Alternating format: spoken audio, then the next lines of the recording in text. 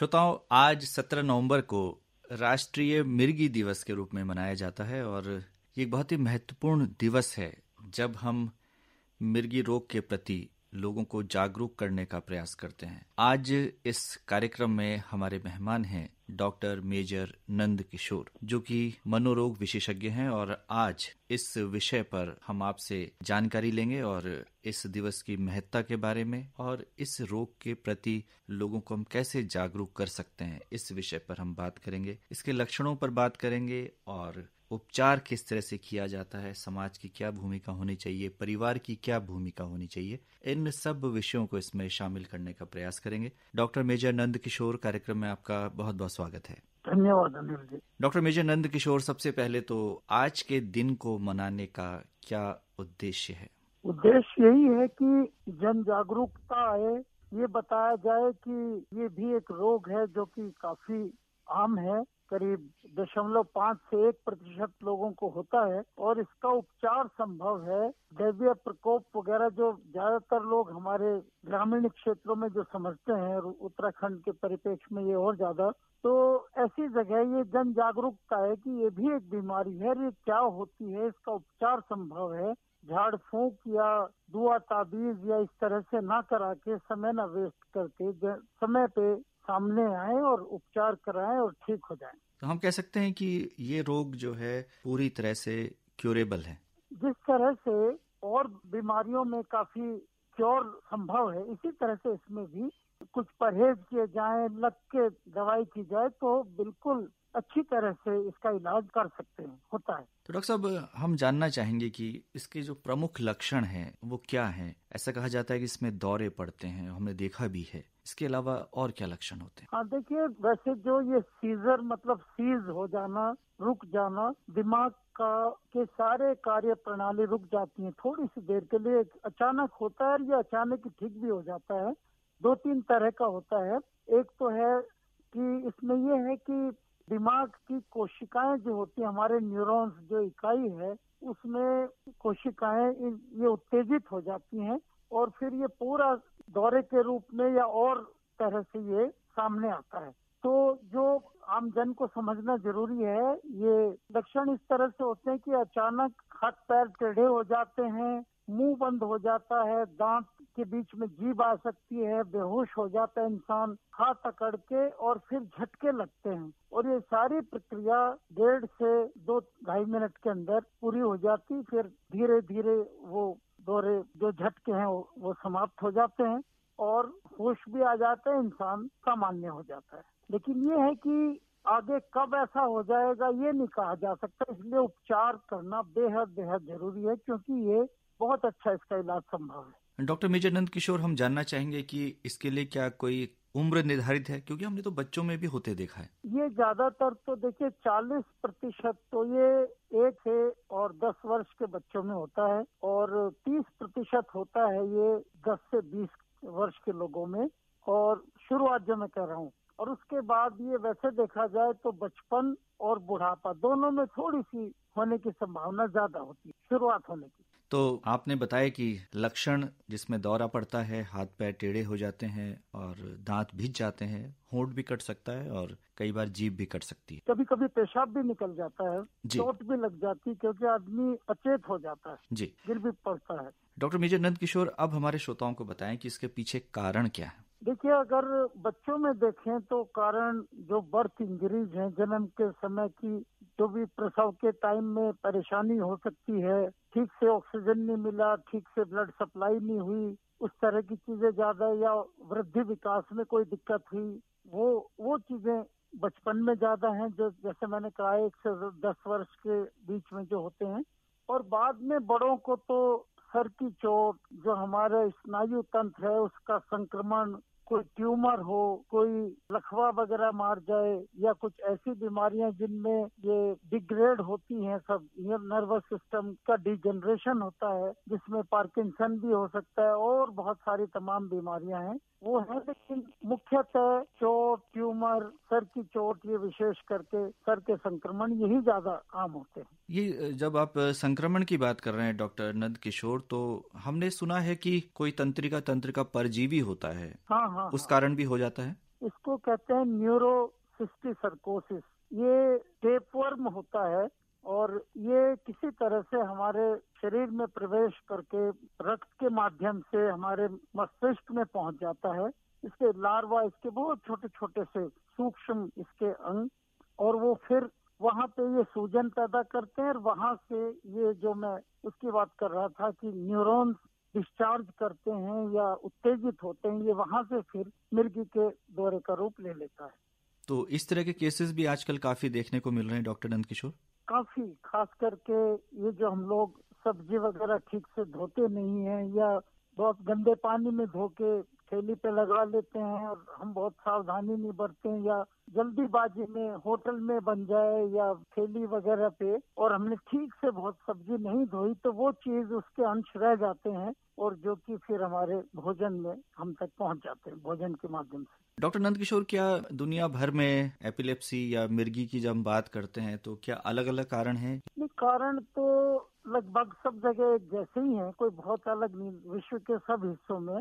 बस ये जरूर है, जैसे आपने इसकी न्यूरोसिस्टिसर्कोसिस से कीड़े की बात करी, वो साफ सफाई के ऊपर है। जो पानी की जो हमारी आपूर्ति वो कैसी है, हम कितने जागरूक हैं साफ सफाई के प्रति, इसका फर्क होता है।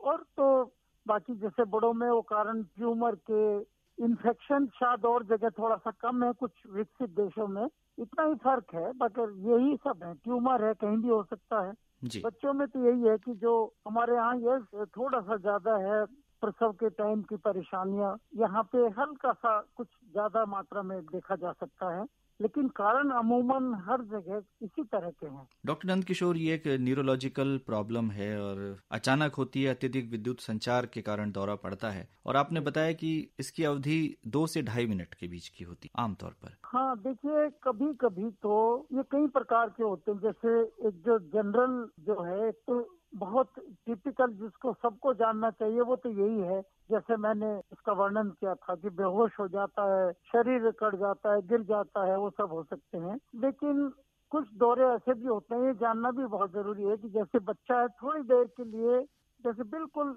उसमें उसका ध्यान एकाग्रता की कमी हो जाती है, तो ये कुछ सेकंड का भी हो सकता है। कुछ देर के लिए उसके जो मसल्स हैं, उसकी मांसपेशियां वो बिल्कुल पैरालाइज जैसी हो जाती हैं, पेटिट माल सब इन सबको कहते हैं। या अचानक बहुत थोड़ी देर के लिए झटके लगे तो 1 सेकंड से कम के होते हैं, ये 1 मिनट से कम के कुछ सेकंड के हो सकते हैं। और ये जो आम तौर पे ये जो बड़ा दौरा जिसको कहते हैं, ये भी 1 मिनट से 2-3 मिनट में समाप्त हो जाता है। फिर कुछ समय लगता है पूरा रिकवर करने में, होश आने में, तो ज्यादा लंबा नहीं खिंचता है ये। तो डॉक्टर साहब, दौरा पड़ने पर अस्पताल ले जाना जरूरी होता है? नहीं, ऐसा तो जरूरी नहीं है, जानकारी होनी चाहिए। देखिए, अगर दौरा पड़ गया तो धैर्य रखें, मरीज के आसपास खूब हवा आने दें, उसके कपड़े जूते वगैरह ढीले कर दें। और जो आजकल या बहुत सारी आज तक भी ये चीज खत्म नहीं हुई, लोग जल्दी में घबराहट में जूता सुंघाते हैं, चम्मच डालते हैं, पानी पिलाने की कोशिश करते, बिल्कुल ना करें, ये घातक हो सकती है। अलबत्ता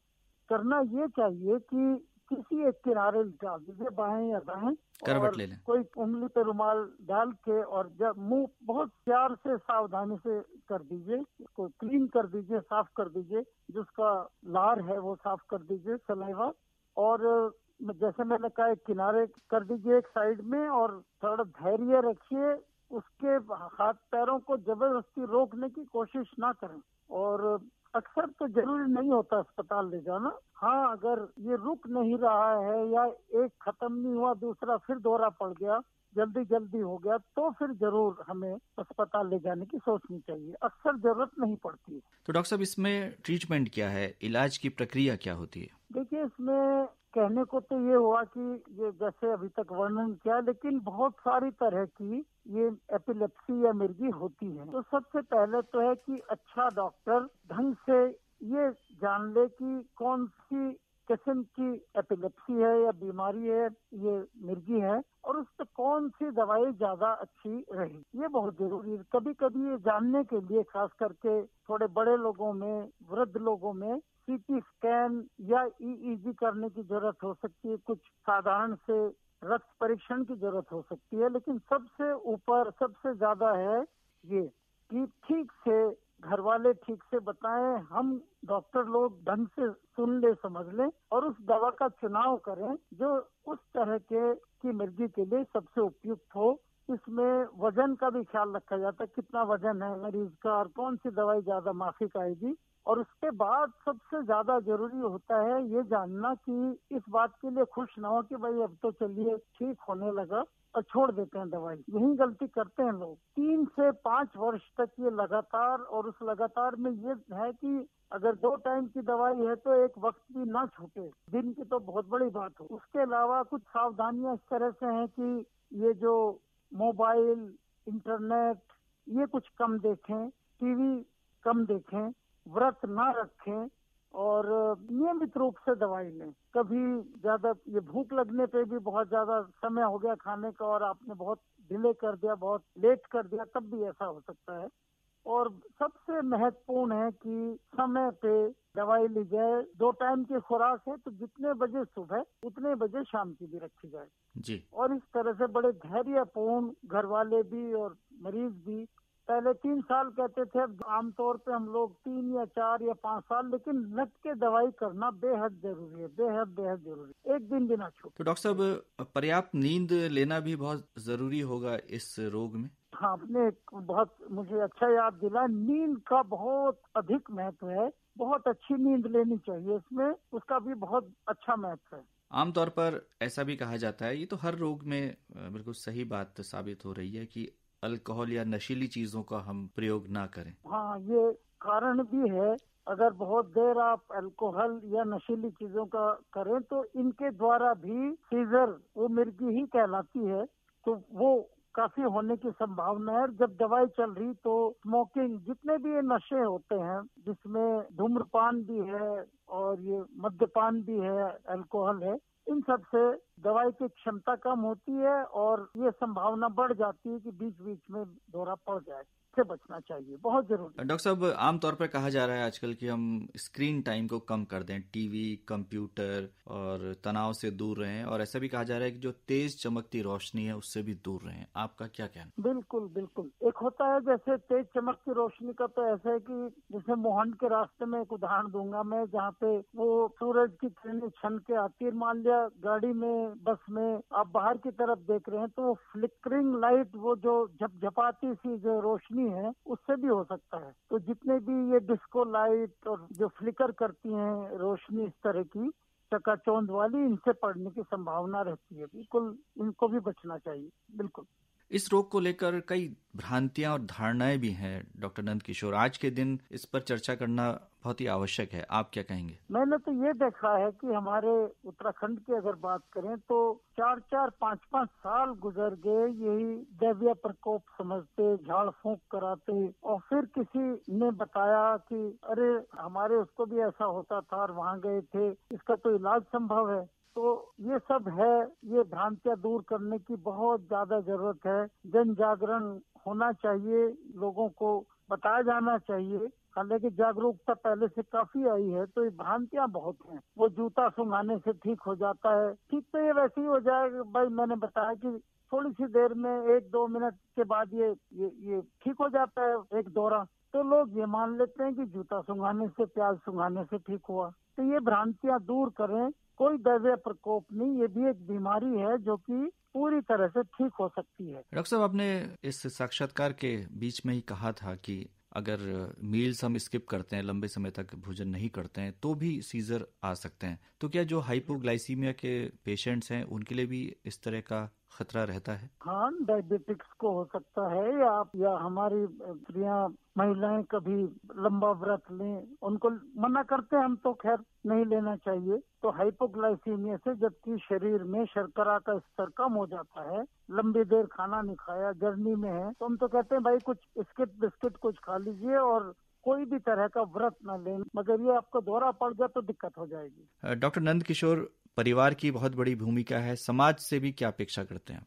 देखिए, इसमें अनिल जी स्टिग्मा, डिस्क्रिमिनेशन, शर्म, झिझक, अज्ञानता, ये सब बहुत जुड़ी हुई है। तो हम अपेक्षा तो ये करते हैं कि समाज में जागरूकता आए, परिवार में लोग वो मरीज जिसको मिर्गी है उसको स्वीकार करें, समाज में उसके साथ कोई भेदभाव ना हो, जागरूकता हो। उल्टा अड़ोसी पड़ोसी मित्र सब बताएं कि अरे ये तो ठीक हो जाएगी भाई, दिखाओ आप, इसका इलाज करो, और स्वीकार करें, उनको दिल से स्वीकार करें। होना ये चाहिए कि थोड़ा सा जैसे मानसिक रोगों के साथ जुड़ा हुआ है, अन्य मानसिक रोगों के साथ, तो कुछ हद तक स्टिग्मा, डिस्क्रिमिनेशन, शर्म, झिझक जुड़ी है, तो इसको दूर करने की बहुत आवश्यकता है। अंत में क्या संदेश है आपका? संदेश यही है कि जल्दी से जल्दी सामने आए, उपचार संभव है, और जैसे मैंने बताया कि वो लग के इलाज करें। ऐसा नहीं कि एक महीना हुआ रे अब तो दौरा नहीं पड़ा, अब तो ठीक तो है और आगे क्या करना है, ये सब नहीं। लग के इलाज करें और दिल से इलाज करें, विश्वास करेंगे तो परिणाम भी बहुत अच्छे आते हैं। उम्मीद रखें, अपने चिकित्सक की सलाह मानिए, और जो जो बातें साक्षात्कार में कही है, कुछ सावधानियां, कुछ दवाई के बारे में, उन सब का अनुसरण करें तो बहुत अच्छा, बेहतरीन इलाज इसका संभव है। डॉक्टर मेजर नंद किशोर, आज आपने मिर्गी यानी एपिलेप्सी रोग के विषय में राष्ट्रीय मिर्गी दिवस के अवसर पर बहुत ही महत्वपूर्ण जानकारी हमारे श्रोताओं के साथ साझा की। आकाशवाणी देहरादून से जुड़ने के लिए आपका बहुत बहुत आभार, धन्यवाद।